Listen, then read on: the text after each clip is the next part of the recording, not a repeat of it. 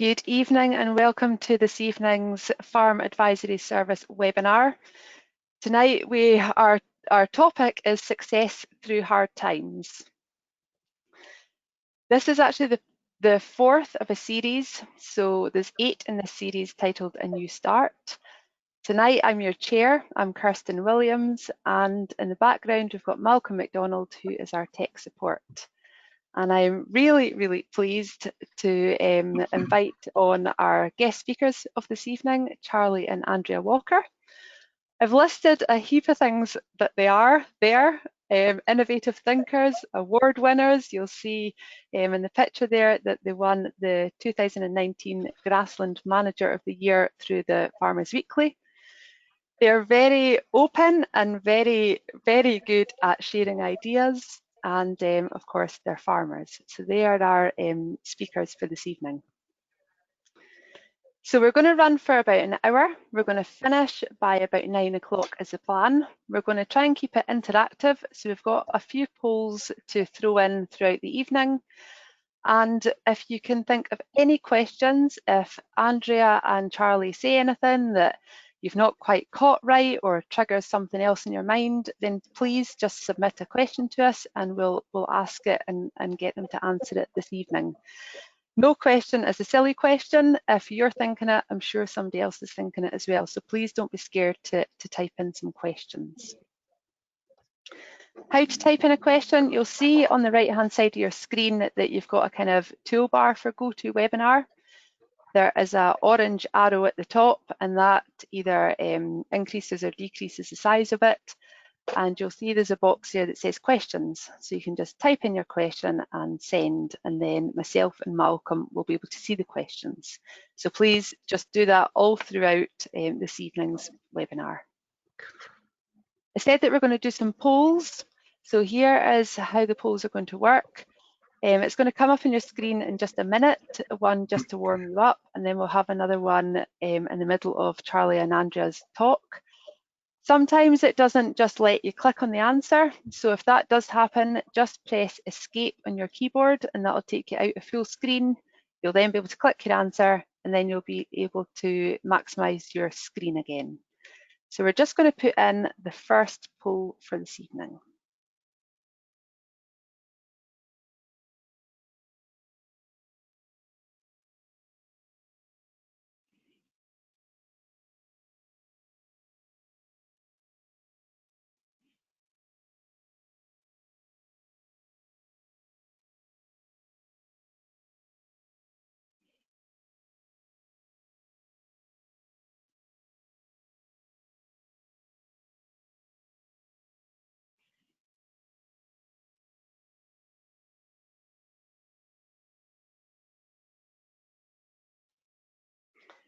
So we're getting in some responses. Where are you on the farming ladder? We've got 56% owners, 22% successors, 22% tenants, and nobody is contract or share farming, joint venture farming. So we've got a really good mix of owners, successors and tenants this evening. So we'll do another few polls as we go through this evening. So that's a kind of warm up to see how we use them. So without further ado, I'm going to hand over to Charley and Andrea Walker. Over to you guys.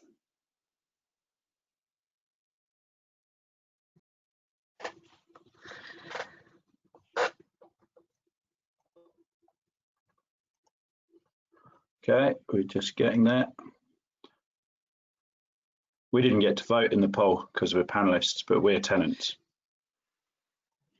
Okay, hopefully you can now see our screen, which is the intro slide. I'll crack on. So my grandfather used to say that there are 3 types of people in this world. There are those who make things happen. There are those who watch things happen. And there are those who wonder what on earth has happened. Now, I will freely admit to being all 3 of those characters in our farming career. I've spent time wondering what on earth has happened. I've spent a lot of time watching things happen. That's not necessarily a bad thing. But latterly, I really feel like we've been making things happen. And I think that's what I want to share with you tonight. But a really big reason that I feel so positive about that in recent years has been being a part of groups, whether that be just a simple farm discussion group, perhaps a more in-depth benchmarking group, or some really nuggety business groups. I've got out there, got into groups, get off farm as much as I can, probably too much. A lot of people tease me. They reckon Andrea does all the work and I just go to meetings. It's true.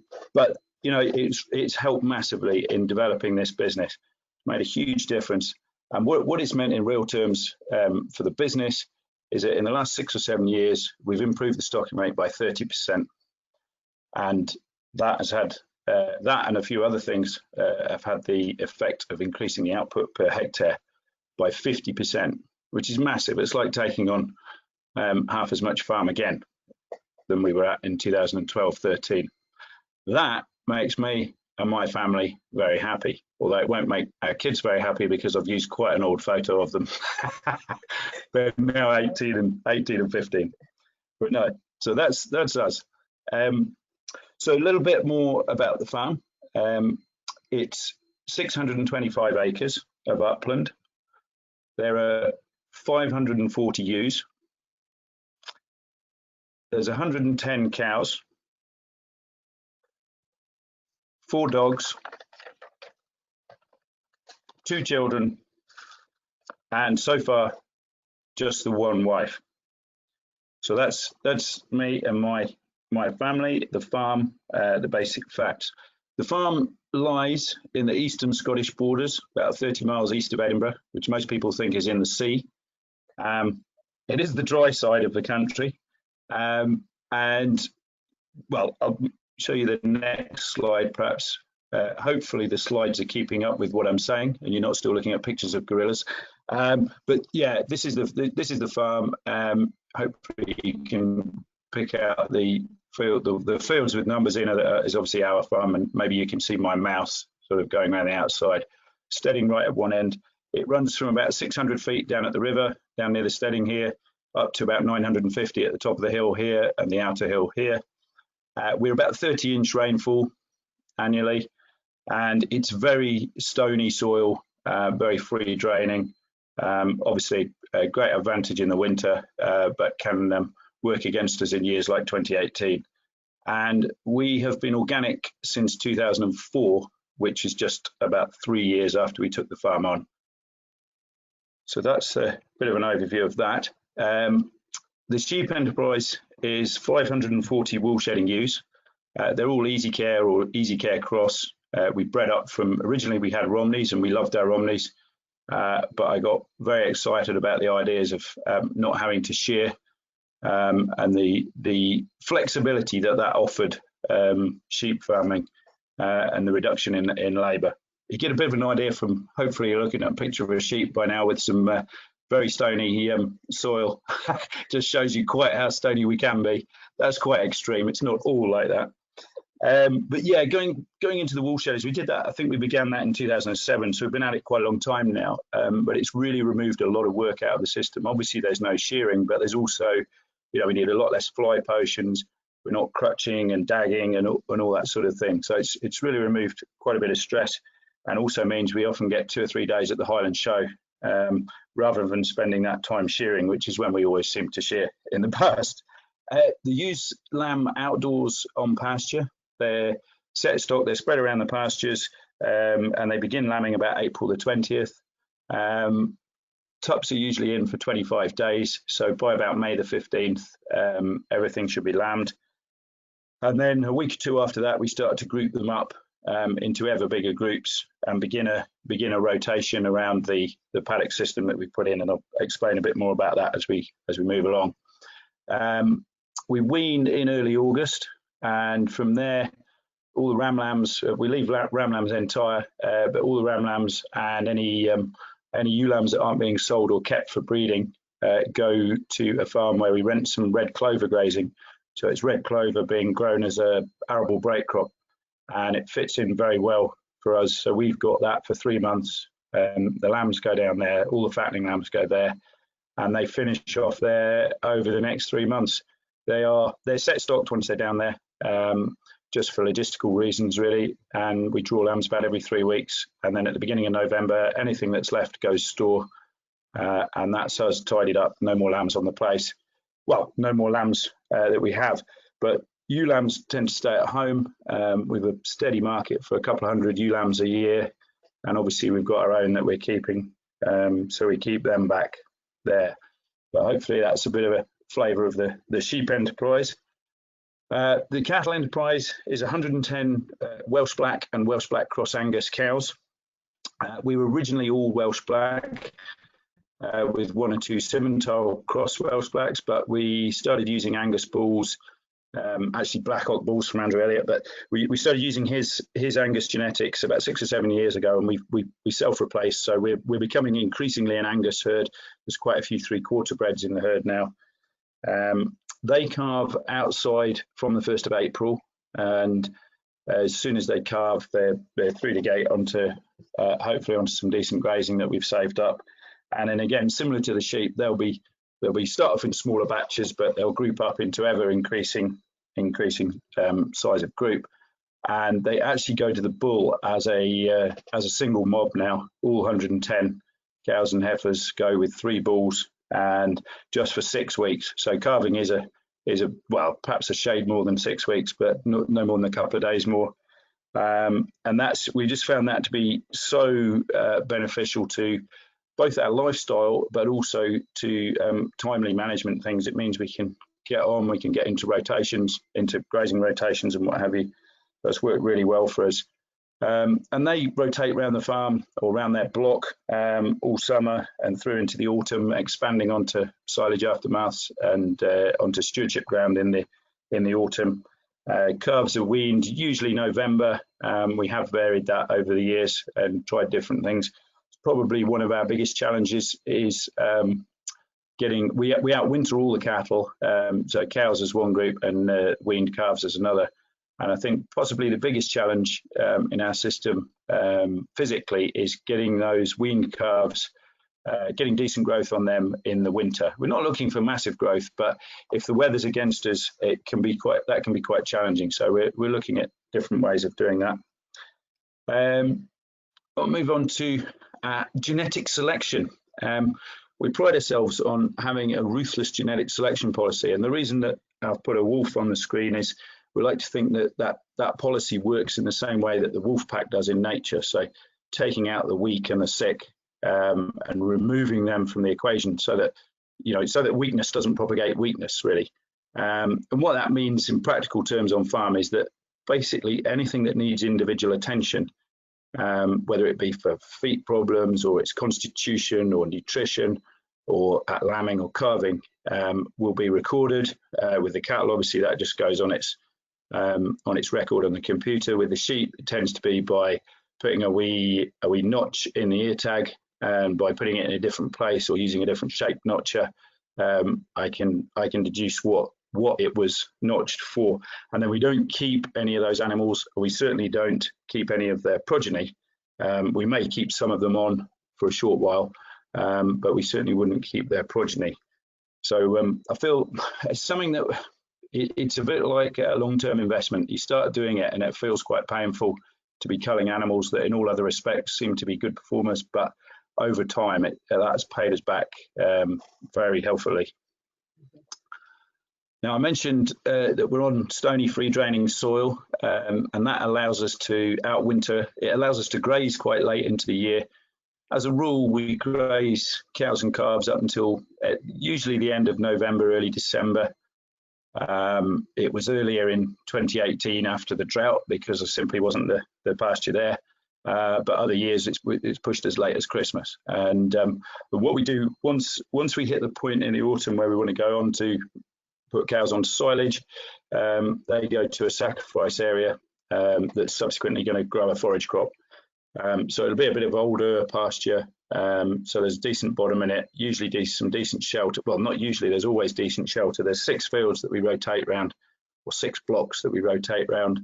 We make sure they've all got decent shelter, you can see there, from the trees and what have you, and just feed them there. And ewes also outwinter, but we try and do as much as we can from grazing. This last winter we got right through the winter grazing the ewes. The previous one we had 2 weeks on silage, but the one before that, which was I think the beast from the east year, we had about 6 weeks for the ewes on silage.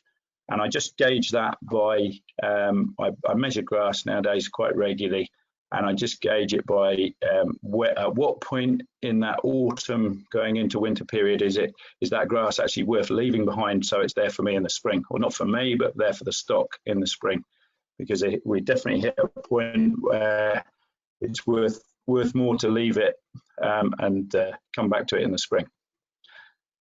We've also got a significant commitment to rural stewardship, a significant commitment that has just this year actually become an even bigger commitment. There's quite a lot of rough grazing, species-rich grassland on the farm.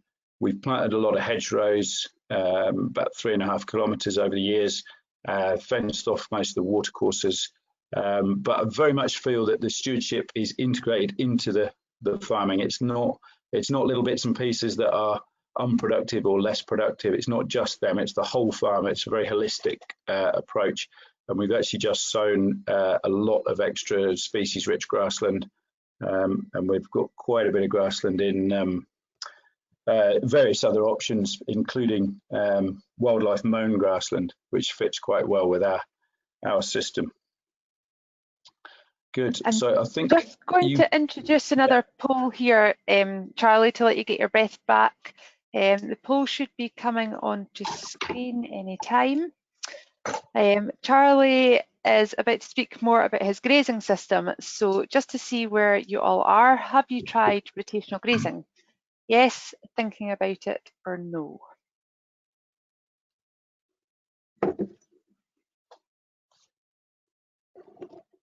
Okay, so we've got quite a mixed group here. So let's see if Charlie can make you change your mind a little bit here. Our results are showing that we have got 37% trying rotational grazing, 37% thinking about it, and 26% aren't doing it as yet. So that gives you a little feel for what your audience is, Charlie. Excellent, thank you. Well, that's good. That's a challenge. That's good. Okay. Now then, what's happened here? I need to go back one. You can make that smaller, maybe. I'm looking at a picture of me. That's why I'm looking a bit nonplussed. I'm trying to get. I don't want to quit the webinar, do I? There we go. It's fine. Right. Beg your pardon. So Technology. I was alluding to the fact earlier when I was showing pictures of gorillas that I've spent possibly too much time. I don't know if I've spent too much time watching things happen, because if you're watching what's going on and watching other people, that's fine. But as I say, there was a time, and I'm particularly talking back around 2012, 13, when I really did wonder what had happened to our farming system. We felt like we'd got a good system in place in the sort of 07, 8, 9, 10, and then perhaps the weather challenged us a bit more over the next years, until in 2012 and 13, and I'm sure many of you probably remember that, but there were a couple of particularly challenging years, and we're sort of feeling like the wheels had come off our system.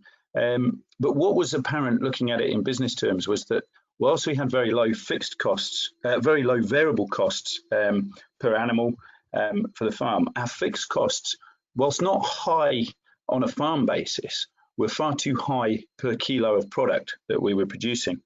And we were, so, you know, when things are tough, you tend to be a bit more open to change. But we just weren't producing enough kilograms of output off this acreage to spread the fixed costs, and you know, those things that are very difficult to change, like our rent and insurance and such things. So there was a concerted effort to try and explore ways of increasing output, and all sorts of ideas bandied around between us. But the one that we kept coming back to was something really that had been put out. We've both been lucky enough to spend quite a bit of time in New Zealand. And, yeah. Actually, no, I think you mostly. You mostly. Well, maybe, but we've both been there quite a bit, and yeah, perhaps me a bit more. We've got a lot of friends from there, and we've got quite a few friends that have been, you know, there've been Kiwis that have come over and they've worked for us for a while on the farm here, and you've heard their ideas, and they're running farms back home and things. And the thing that kept coming back, and this is my best mate in New Zealand, down in Southland, Otago. But the thing that kept coming back, and particularly this guy, Hamish, kept banging into us was, well, why aren't you guys paddock grazing? You're on they consider this farm to be a dairy farm, basically, in terms of its quality. I don't think many people in this country would consider it to be a dairy farm. But you know, because we've got decent access to good paddocks it's not ridiculously steep, or not much of it is, they were, why aren't you paddock grazing? And so we kind of revisited this. It was something we'd tried a little bit in 2009, again under the guidance of another Kiwi friend when they were over, but we'd given up on it because of a few things, and it was all seemed like a lot of work, and the water system wasn't up to it, and blah blah blah. But 2012-13, we're facing a bit of a business crisis. Something had to change, and at the time our system was a set stock system. So we'd got, you know, for example, a block here, let's say it's about 50, 60 acres, a couple of 25-acre fields or whatever. And we're just putting a set number of animals on each field for the summer. And maybe 1 year in 3, 1 year in 5, it would be exactly the right amount. The other years, couple of years, it would be too many. A couple of years, it would be too few. And they'd either be undergrazing or overgrazing. And even in the years when it was the right number, there'd be a degree of undergrazing and overgrazing within each field. But that wasn't immediately apparent to us. But what Hamish and these others were trying to push us towards, and where we could start to see the benefits, you know, from looking at other people's systems, if we could get onto this sort of a system by dividing that couple of fields up into each one into 4 and creating an 8 paddock block, we could actually start rotational grazing. And the 3-day, shifting them every 3 days, 24-day rotation, it suddenly means that the grass has got 21 days of rest to grow back. It's not every time it puts up that new little leaf, it's not getting hammered off by a sheep nipping it off, or a cow for that matter, and getting hammered back into the ground. I liken it to somebody trying to build a solar panel, and every time you just about get it built, boom, it gets smashed down again. And in the end, you run out of energy for building that solar panel. You just can't be bothered. Whereas if you get time to build the solar panel, it then captures that sunlight, puts it down into the roots, and away goes the grass. And so this looked very attractive. And the important things that we presumed were going to come out of this, or not presumed, we were being told were going to come out of this, is that we would have increased pasture growth because of the things I've been saying. There's 21 days rest. It can put reserves down into the root and really build leaf matter. On top of that, because we're putting a whole load of animals into a paddock all at once, obviously there's going to be better utilization of that pasture, because they're forced to eat most of the material that's on offer. And that in turn means that they're eating both the good and the bad that they're presented with, and therefore you will improve the quality of your pasture, both in the short term in terms of this grazing to the next grazing in 3 weeks' time, but also in the long term, you tend to proliferate the grasses that do well on that system. And it's something that we've seen since we did get into it. You know, we never used to think we had bird's foot trefoil. We used to see it in the grass verges and things, but we never saw it in the fields. Once we started paddock grazing, we'd see these nice big clumps of bird's foot trefoil appear.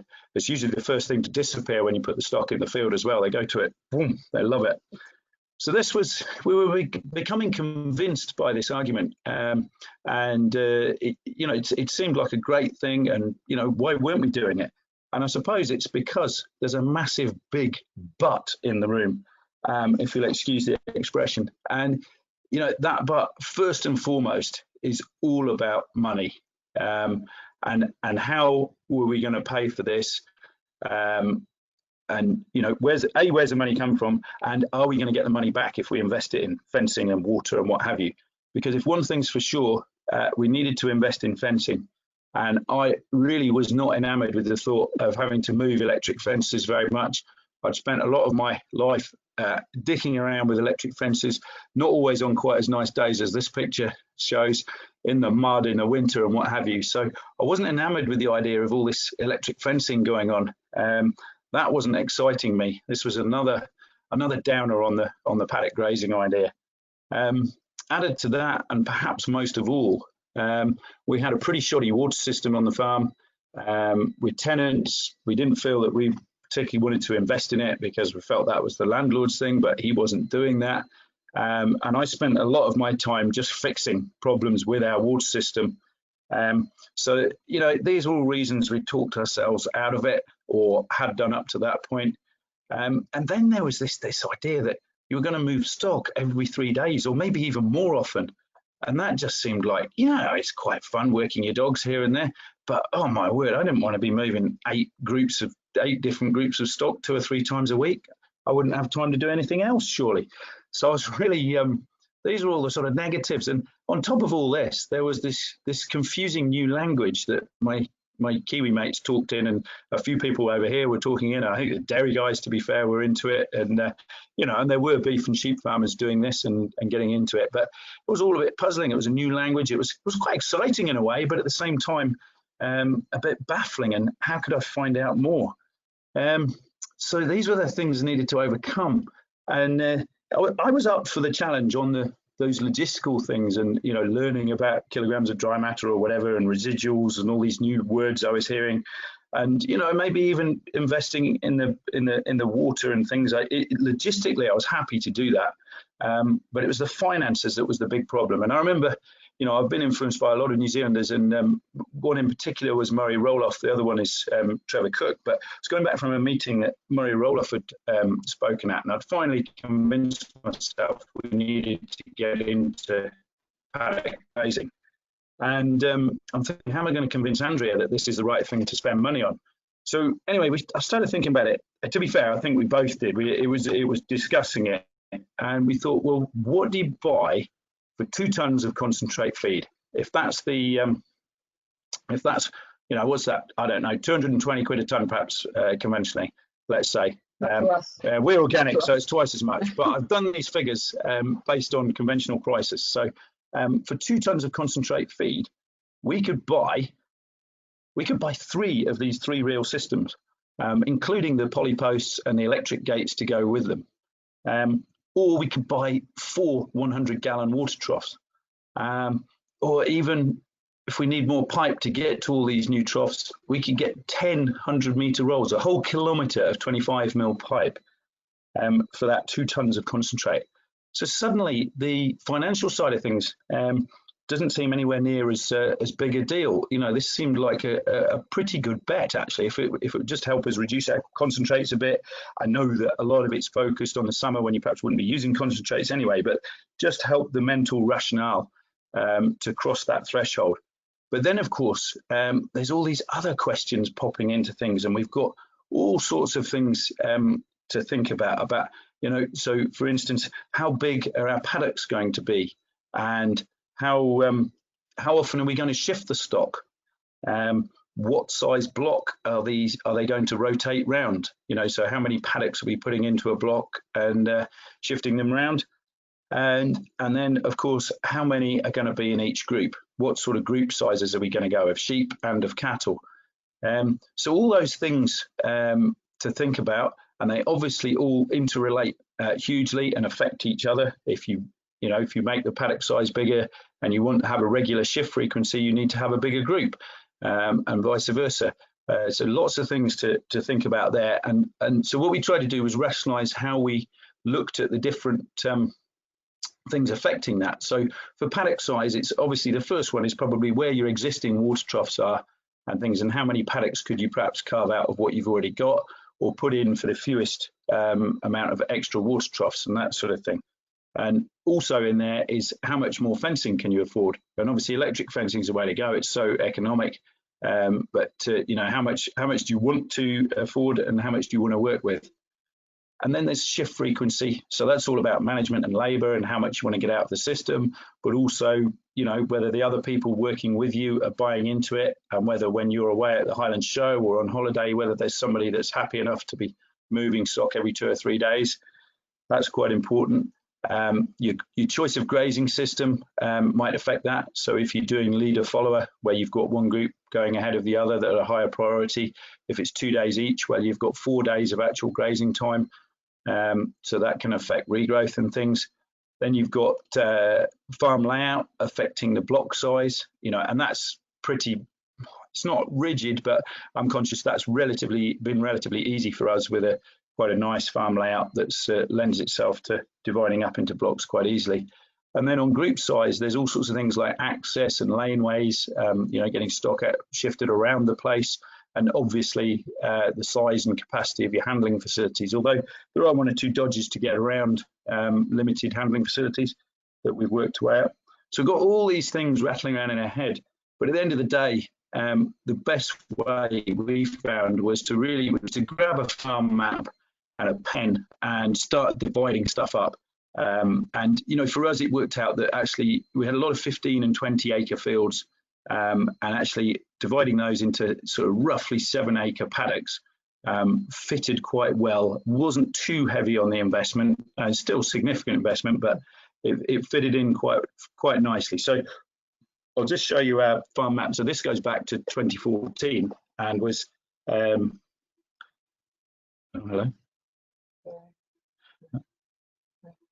Okay, yeah, this is it. This was what we came up with in the first year that we had it in 2014.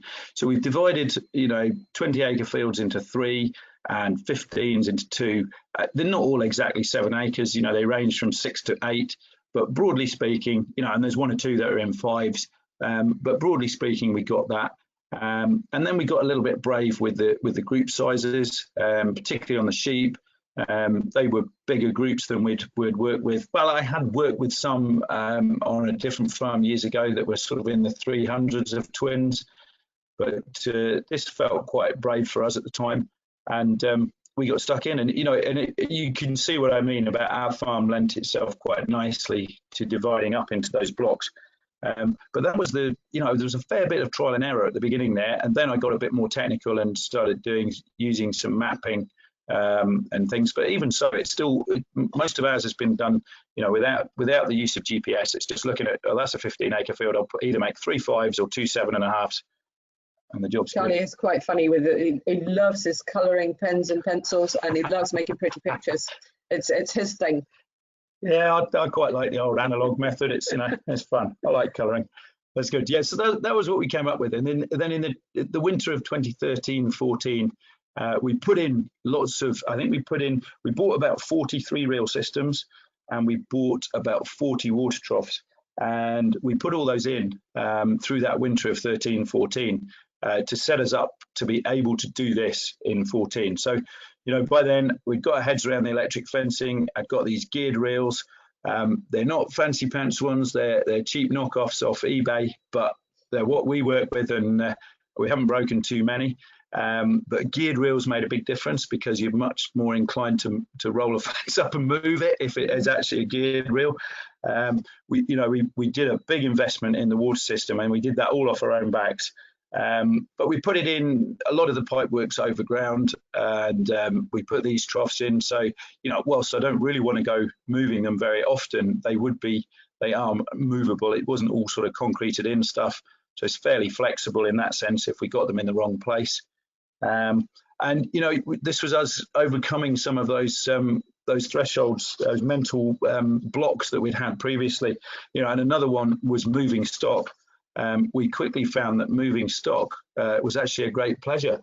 The stock want to move because they know they're going to get the sweeties on the next field, the high sugar grasses and the clovers that's waiting for them, rather than eating, as it were, they're getting the chocolate on the next bit, not eating the stale bread and cheese that's left behind. So the stock, they just move very, very easily, and it's a pleasure to do so. The first 2 or 3 moves in the spring can be interesting, but I think the thing there is not to be blood and guts about it. It's just to go and open the gate. The ewes know what's going on, and you call them through, and they'll come through and bring half the lambs with them. And then the best thing to do is just go away and do something else for a couple of hours, and then the ewes will fill themselves up. They'll go back, collect their lambs, and you come back at lunchtime, tea time, whatever it is, and find that the vast majority of them have found their way through. And after about 3 moves, it becomes a doddle. So that's great. And it's similarly with the cows. You know, they can be just the same. But we do run into problems because sometimes you can't get the gate open quickly enough, and of course they're there before you. Yeah, they're near enough move through the gate even if you haven't got it open in time. Yeah, it's that they really get conditioned to it. You know, as I say, it's a great pleasure. The other thing we did was we started to really wrap our heads around the, you know, and this was all part of being in these groups, measuring grass and understanding kilograms of dry matter. Perhaps more importantly than measuring the grass is actually using those measurements to then budget, you know, do a pasture budget and work out who's going where, when, and when you're going to drop a paddock out for silage and things. So, you know, in doing all that, we'd set ourselves up with a system that was so good, and we made so much money that I bought Andrea this car. Not my car. That's no, not my car. No, that's total rubbish. Well, it's not total rubbish. We did set the system up. The reason I put this high performance car on the screen is simply to use it as an analogy, if you like, for in putting in that infrastructure to be able to run that system. We've got a tool, if you like, or we've bought ourselves a high performance vehicle. Now what we had to do was learn to drive it, and you know, but we've got the ability now to get a lot more out of what we've got. So that was very exciting. And yeah, forgive the flash car. I'm not really into flash cars, but I thought it perhaps illustrated the point quite well. So just to reiterate what we've done and how we sort of got there mentally and physically and financially. Where we were 2 fields before, you know, let's say they're 25-ish acres or 28 acres each, with the sheep set stock, there's just a trough in each field. We've then moved to the 8 paddock system, but in order to do that, we've added in a couple of fences in each field, and we've added an extra water trough, which obviously serves 2 paddocks. You know, so the investment to do that, while significant, is it's not the end of the world. It's 2 water troughs, say on average approximately 300 meters of water pipe, and 4 of these 3 real systems. Yeah, and the value of that turned into concentrates. Forgive me to keep on using this, beating the concentrate stick, but you know, for 4 tons of concentrates, we've got ourselves all of that. So the concentrates probably last for, I don't know, 15 to 20 days. This stuff will last for 15 to 20 years. We look after it. So you know, looking back, it doesn't seem like it was a big, really was a no-brainer, really, that idea. So, but what have the actual benefits to the business been? Well, again, as I alluded to right at the beginning, it's allowed us to increase our stocking rate by 30% over the 6 or 7 years that we've been doing it. So you can see on this graph, 2012 and 13 were our last 2 set stocked years. And to be fair, they weren't great years in terms of grass growth, but all the same, that serves as a base. And you can see that, you know, in 14, obviously, there was our first year of paddock grazing. We hadn't increased the stocking rate, but what we did do was make an awful lot extra silage because there was already more grass in the system. And that gave us the confidence to start increasing stock numbers. And you can see that steadily increasing right up to 2018. And then we pulled back a bit 2019 as we've been committed a bit more ground into stewardship, and probably, to be honest as well, got a little bit burnt by the drought, just exposed 1 or 2 things that possibly we'd gone a little bit far on that. But that in turn has translated into kilograms live weight produced per hectare, which is what we sell, the thing that we can influence. We can't really influence our subsidy. And you know, this is the bottom line in many respects. So you can see that has seen a steady increase up to 2017, obviously dropped back significantly in 2018 in that drought, you know, but recovered pretty well in 2019. And what I find interesting here is that you know, even 2018, which was a savage drought on this farm, we grew 4.8 tons of dry matter of grass that year. The year before, we'd grown over 8 tons of dry matter. So it was, you know, we were only about 55% of what we'd grown the year before. But we were still doing significantly better than we had ever done under set stocking. So I think that tells its own story in that respect. So that makes us in a very happy place, the four of us here. So I hope that's given you some background to the farm and our journey into rotational grazing. What I wanted to do next was kind of just give you a little bit more of the nuts and bolts of the farm management through the year. So I'll whiz through it so that you've got a bit of an idea, and then we can come back to, we'll have some time for questions, hopefully. So the farm lends itself pretty well to splitting into 4 blocks. So at the top, we've got these 2 fairly productive grazing blocks that are grazed every year, and they alternate between sheep and cattle. Then we've got the wintering and finishing block, which is where we will winter cattle on one field in 6 as we go around that area.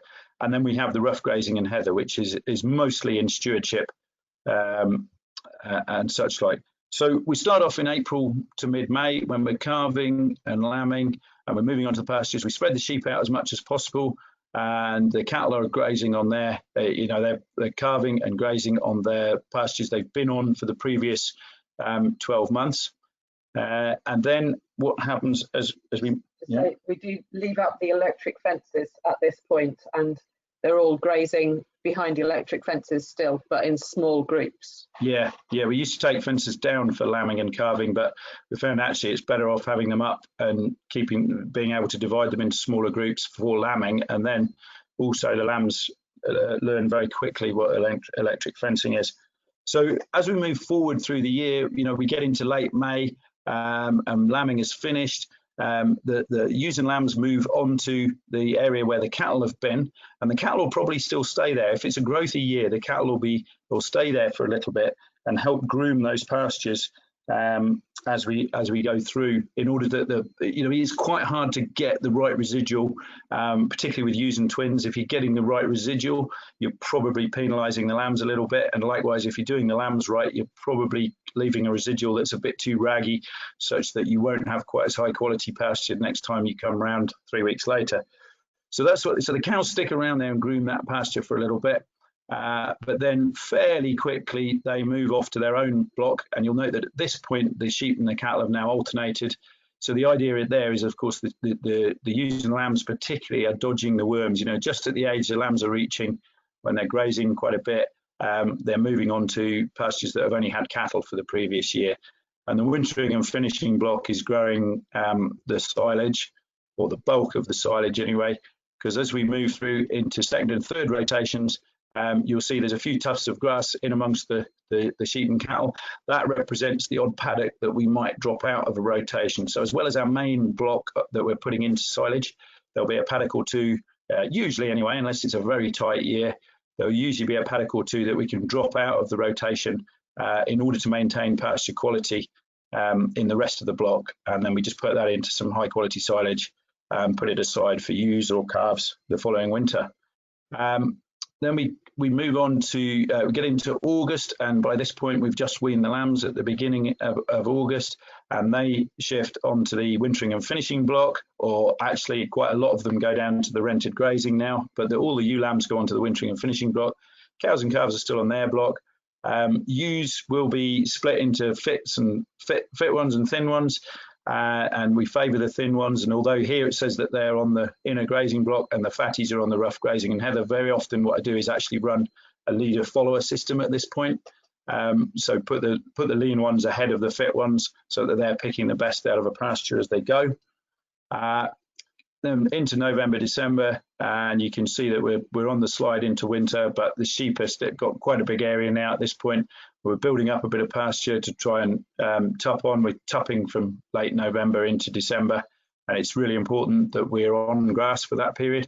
So we tend to, that might be the point at which we put cows onto silage. Into January, February, that's the dead months of the year, as it were, and so quite often sheep will be on silage as well as cattle, but that will be very much gauged. This last year we didn't have to go on silage for them at all, but other years we might need to be on there for a couple of months max. And then getting into March, we're starting, if those ewes have gone on to silage, we'll be, after scanning at the end of February, we'll be trying to get triplets and any thin ewes and probably gimmer twins out onto grass. As I say, you know, some years we can be really bold with that. Other years you're really looking hard to find that, but we try and set those pastures up so that particularly your triplets and thins can hit the pasture. And then we get round to, well, a really important bit just before lambing. So we're talking end of March, early April. I really like to have a pre-lambing rotation and use a mob of ewes, you know, be most of the ewes in the mob, probably on a leader follower actually, with the triplets and any thinner ones in the front and the rest of the mob following behind. Go round the pastures because it's our last opportunity to really control pasture before we hit lambing. And obviously at lambing, when we're set stock for about 5 weeks, we haven't got a lot of control. We can't influence the pasture cover very much.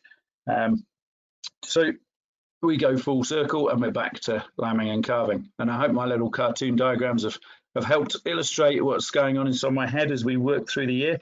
Well, I'll just put up a map of, this was last year's grazing plan, and I don't worry too much about the detail in it, but it's really just to illustrate that, you know, there was just four groups of stock working. There was 2 groups of ewes and lambs, there was 1 of cows and calves, and there was 1 of cull cows, yearling heifers and hogs, and that becomes very simple to manage. And you'll notice too on there that there's odd places where the shaded out stuff is silage ground, but you'll notice that we've got some it's very flexible, so it could be included in the rotation if necessary, but if it's to growth a year, it won't be, and that's really important to have that bit of flexibility. So I hope that just helps illustrate that. Something else I wanted to touch on briefly is a mind map. I think this is what the kids call.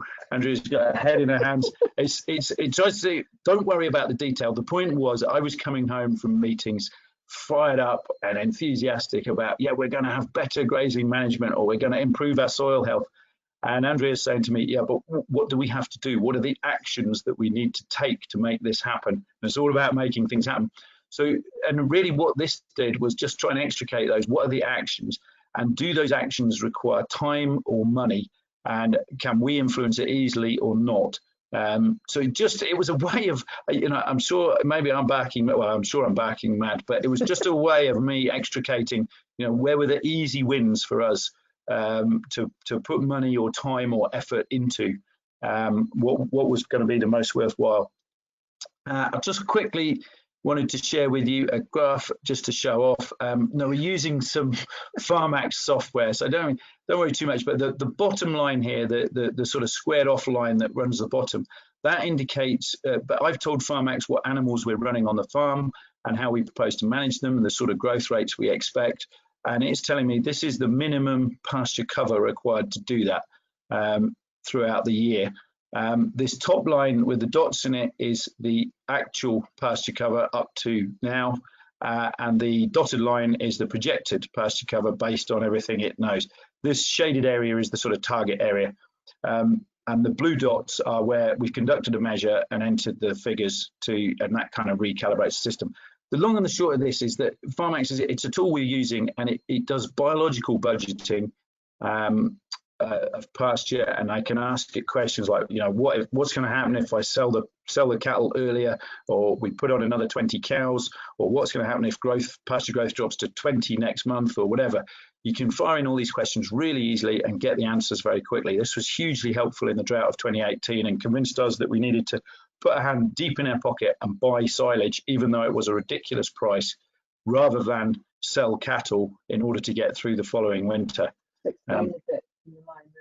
This dip in July, this is when we cut silage, and so the day that you cut silage, or the day that you tell Pharmax you're cutting silage, obviously you've got a whole load of pastures come back into the grazing platform, and they're quite a low cover, probably 1,500, and that is why you see this sudden drop at the beginning of July. And you can see, you know, we measure grass, but we don't do it that often. But even doing it, you know, once a month or so is keeping us on track. Should probably be doing it a bit more this time of year. We've actually got another measure to enter here, but you know that it just helps keep us on track, and it keeps Pharmax telling us the good news or the bad news. And this graph is simply showing the potential pasture growth for Barnside, or the actual up to a point in point now and the predicted for the rest of the year. And this is based on the last 2 or 3 years of figures that we've given it. And it takes out the odd outlying figure, so the 2018 drought would still have an effect in there, but not as much as it might be being one of only 2 or 3 years worth of data. So it learns as you go on. So it really useful tool. I don't have shares. No, I don't have shares in them. I find I get quite excited about it, but that probably makes me really dull. There we go. Yeah, so to finish up, just 3 messages. Be bold, and by that I mean be adventurous with group sizes, and maybe be quite creative with the groups that you could put together. You know, just because they are different animals or different classes of animal, if they have a similar requirement, pasture requirement, maybe they could live together and make your life easier. Be flexible, build in some flexibility into the system. Like I was saying with those silage paddocks that we'd earmarked that could go either way in the year. It's no good having a system where, you know, you've got cows and calves and they've run out of grass on their block and they've got to go a mile up the road to get a bite of grass. So try and build that in, and most of all, keep it simple. And that's really easily said and much more difficultly done. It's really easy to go and build what is a really complex system to run, but it's actually quite complicated to build a system that's going to be simple to run. So I'll leave you with that. Don't be the person wondering what's happened. Do watch what's happening, but most of all, make things happen. Thank you very much. I look forward to your questions.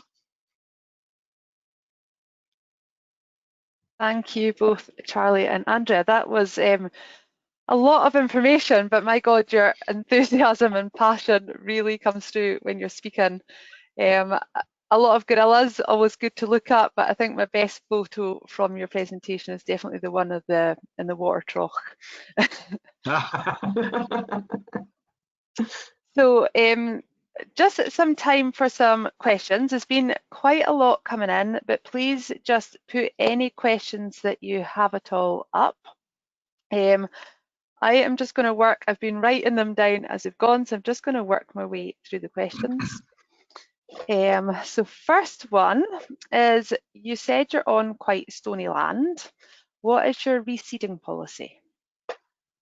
Okay, so it is basically not to reseed quite a large part of the farm. Try and work with the pastures we've got.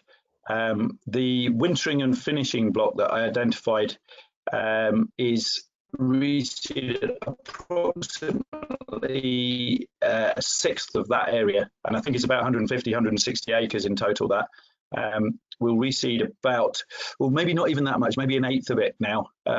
So year 1 we'll winter cows in an old pasture, or the oldest in that block, and then we'll direct drill a forage crop into that, and then winter calves on it the following winter, and then follow the next spring. That will be sown with arable silage undersown with a 5-year grass lay, and the grass lays are usually at least 15% clovers, and we tend now to sow in that block. We tend to sow red and white clover, and hopefully let the white clover fill in as the red clover fades a bit.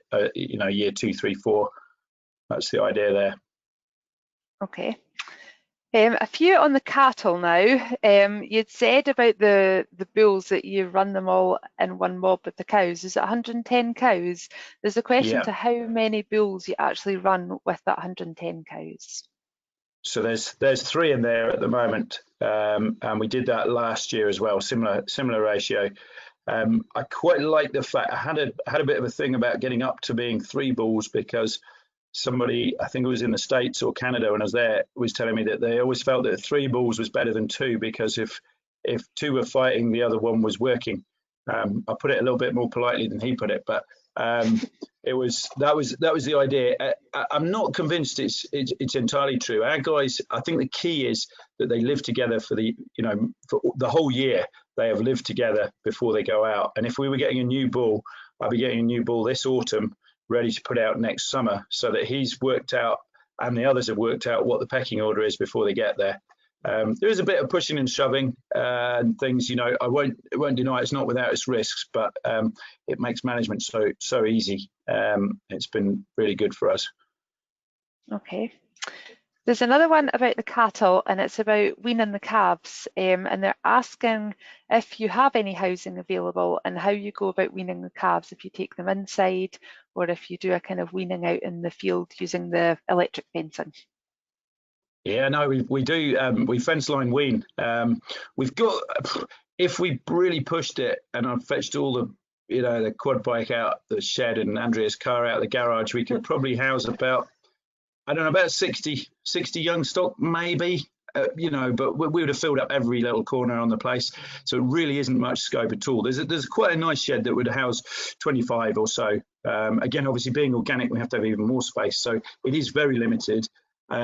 What was the other bit of the question? Oh, fence line weaning. Yeah, we love weaning. We reckon we can wean about 85% of them in about 15 minutes.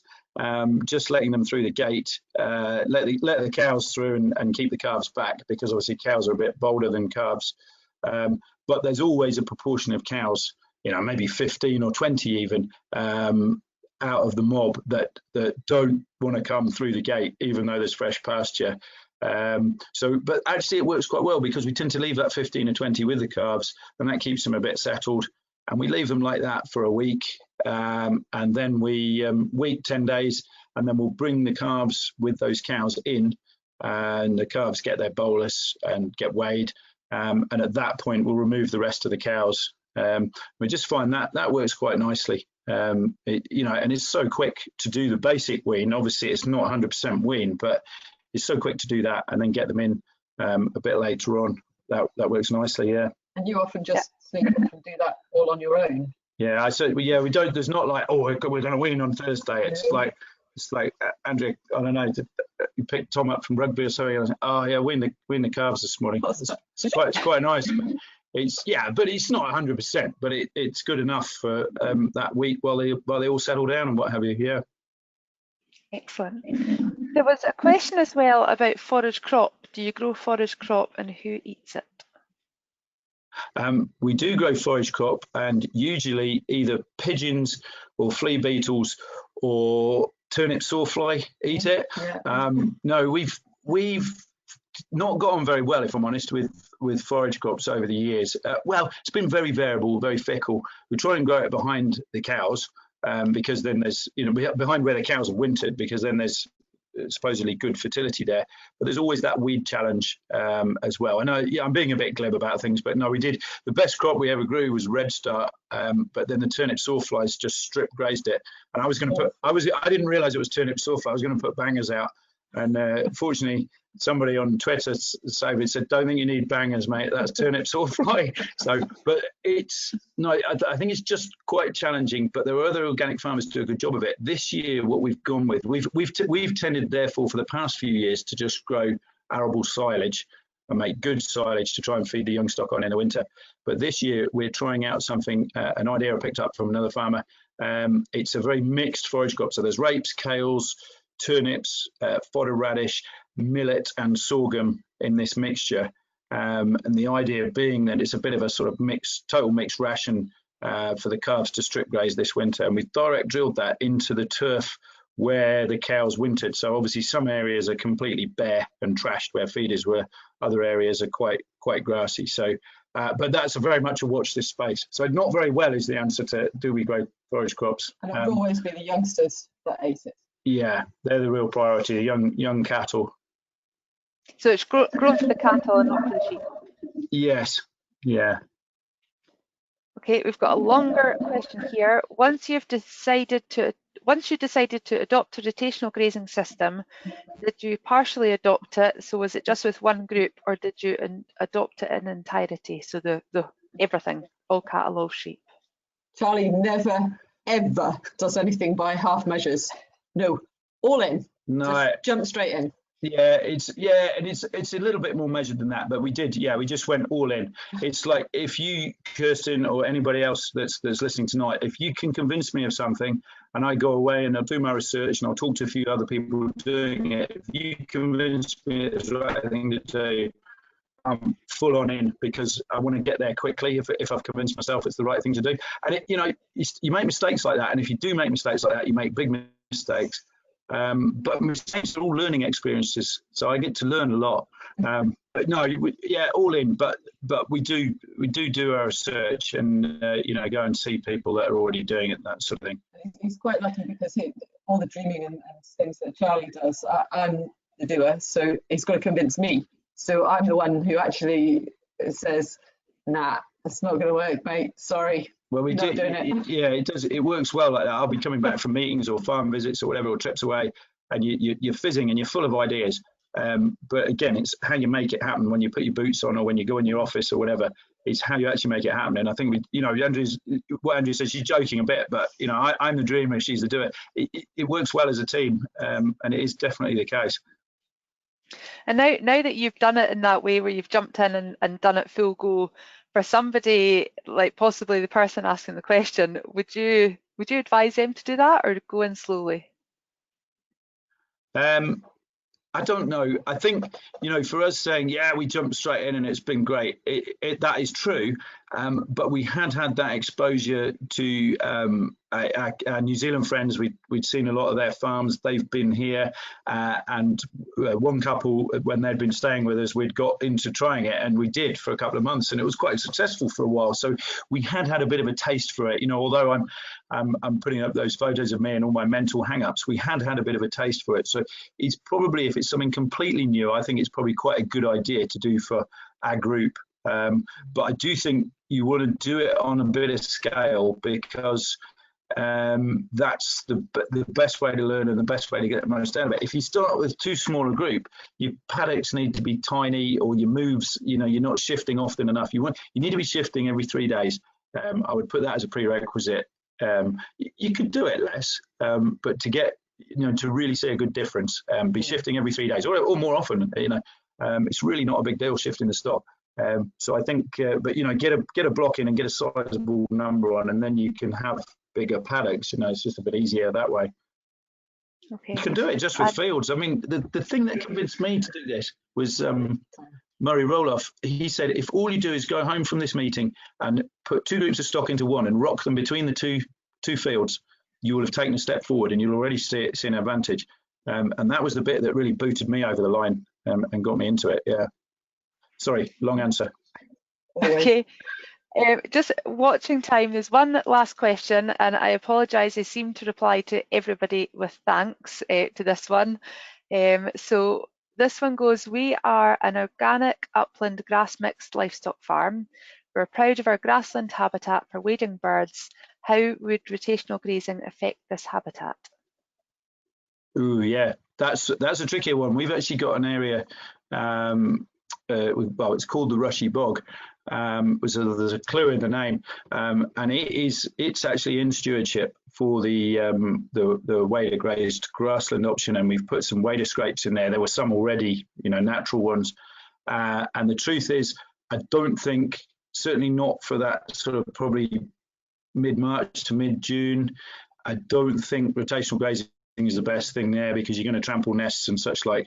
So what we do with that block, we tend to set stock it's usually our triplets that go there actually, and maybe a handful of other ewes, and we set stock that block, and that's them from mid-March to mid-June. They're there, and then after that, when you know they're off the nest and moving on a bit, it's not such a big deal. But I'm still pretty cautious with it. Even up to now, I haven't been in there with a big group, so I would be more reticent in that case. Yes. Okay, a nice quick one. How many full-time, part-time contractors do you have? So full-time staff, part-time staff, contractors. So I might be part-time. I'm not sure. No, there's Andrea and I here, and you know, so we count ourselves as 1 2/3. The two of us put together. I think I'm probably the 2/3. I'm not sure, but 1 2/3. We have a guy who's been coming and helping us. Well, he hasn't been this year for obvious reasons, but he comes and helps us a bit with tractor driving, and he does about 400 hours a year. And then on top of that, we have a fencing contractor, baling contractor, sowing contractor. So I hope that answers that. Okay, final question's a big question, so I'm going to give you 2 minutes and only 2 minutes to answer it. Good luck for this one. What are your thoughts on mob grazing over rotational grazing? Yeah, well, we're trying it. We're trying it. We had our first proper go at it last year, just with the cattle, not with the sheep. I think for a farm like this, offers quite a lot, you know, on these stony, dry soils. And that was one of the big attractions for us. Yes, we want to improve soil health with it, but if we can just improve our drought management, if you like, resilience, that's the catchword. Yeah, if we can do that, we got just as good performance, both in terms of bulling performance and calf growth rate from mob grazing, stuff that it just felt like we were going into silage paddocks and trampling them, you know, 50% trample, 50% grazing. But it was phenomenal seeing the regrowth coming up through what had been trampled a week or two later.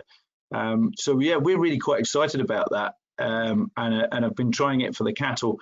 It hasn't worked quite as well this year because we've got quite a bit of changeover going, because we've got extra ground going into stewardship and things. So we haven't been able to build up those big covers. But yeah, I think there's a big future in that. I need to get a bit more hard data from our own experiences here to really answer it as yes, it's definitely better. But we're in a mob grazing group, so there's quite a few of us trying it and trying to get some results so that we can feed back for exactly that question. Yeah, but I think it's much more challenging to do for sheep, both in terms of fencing them in those great long pastures and also lamb's feet is the other thing. But I think there's scope to do it perhaps at other times of the year with sheep, but not probably when the lamb is on the ewe. That's our feeling at this stage anyway. You did very well there, given there was a whole conference on that not very long ago. Yeah. Thank you very much. There was a massive amount of questions came in there, so thank you. For all participants, you will get an evaluation form sent to you on email probably tomorrow. So please, if you could just spend a couple of minutes and fill in the evaluation form, it just gives us some feedback for the future on holding events. And there'll also be a copy of this presentation available on the website, and the website address is there in probably the next week or so. So if there's anything that you missed or you didn't quite get your notes down, there'll be an opportunity to listen again.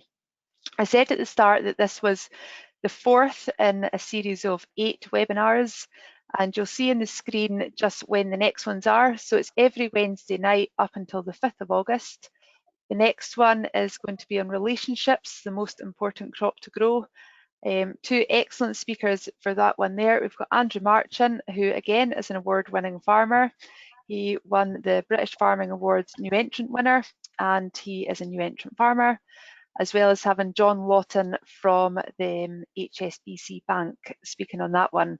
You'll see then the next one the following Wednesday, starting with the tenancy or seasonal lets with Dave Breen. And then we go into climate change, and there's some fantastic speakers to talk about climate change. We've got Professor Frank coming from the University of California to speak, and then the following week we're looking at crops versus cars. So there's some excellent webinars coming up. So please, if you want to subscribe to any of those and listen in the next couple of Wednesdays, please do so.